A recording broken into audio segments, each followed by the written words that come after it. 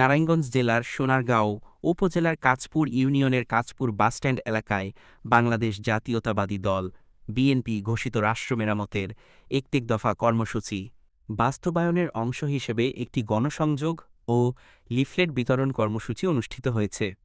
এই কর্মসূচিতে যুব উন্নয়ন অধিদপ্তরের সাবেক মহাপরিচালক এবং বিএনপির নেতা এস.এম. অলিউর রহমান আপেল সাধারণ মানুষের মাঝে লিফলেট বিতরণ করেন এবং রাষ্ট্র মেরামতের ১ দফার বিভিন্ন দিক তুলে ধরেন। তিনি বলেন, এই ১ দফা দেশের মানুষের মৌলিক অধিকার প্রতিষ্ঠা, গণতন্ত্র পুনরুদ্ধার এবং একটি কল্যাণমুখী রাষ্ট্র গঠনের রূপরেখা।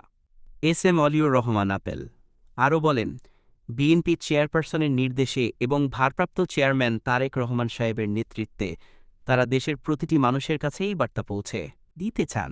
এই কর্মসূচিকে ঘিরে এলাকাবাসীর মাঝে উৎসাহ দেখা যায় এবং এস.এম. অলিউর রহমান আপেল উপস্থিত সকলের প্রতি কৃতজ্ঞতা জানান।